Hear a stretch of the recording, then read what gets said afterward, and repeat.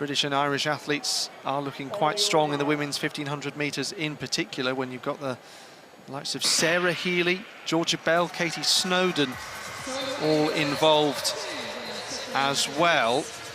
And we'll see the second heat in a few moments' time.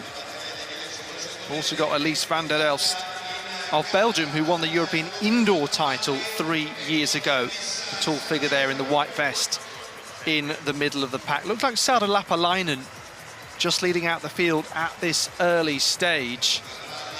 Sophia Enui making a move on the outside.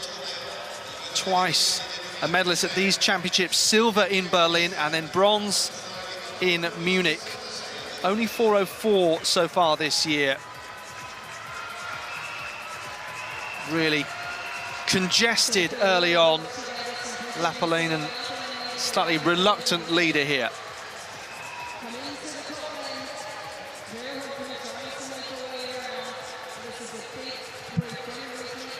Yeah, looks relatively slow at the moment, doesn't it?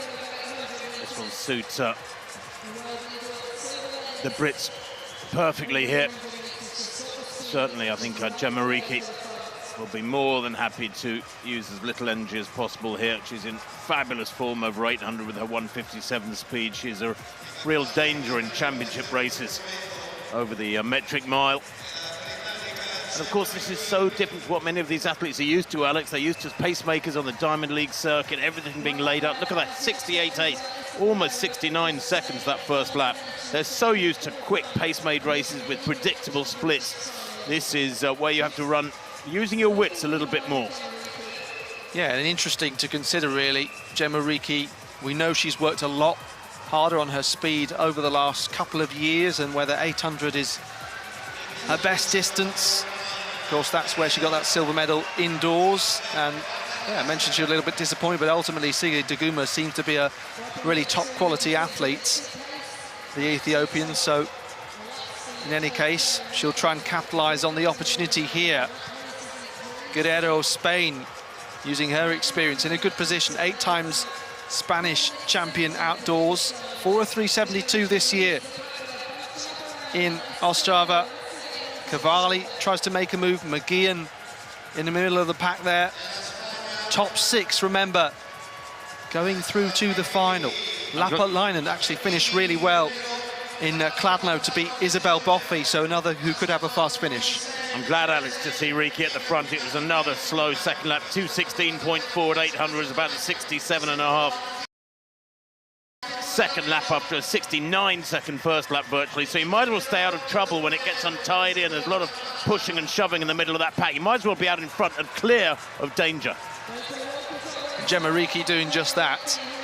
Guerrero and van der Elst, Lapalainen, Cavalli, all for company.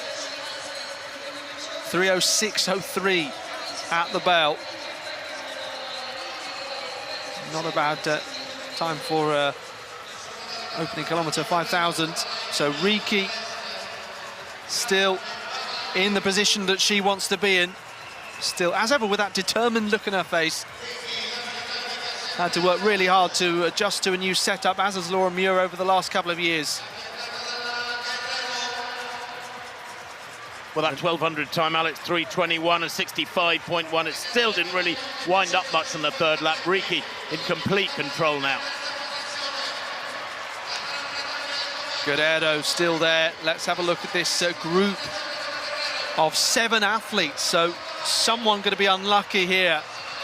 Lapalainen on the inside and Garambe in the middle of this pack. Afonso on the outside. Lapalainen may just miss out now. Guerrero trying to do enough. Reekie certainly has done enough.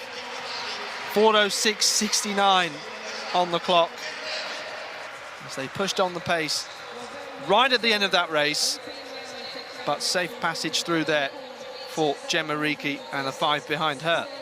You have to take the heat into account. It's a very, very warm day. I mean, you know, it's almost midday, the sun right up above. It's, what, about 28, 29 degrees centigrade.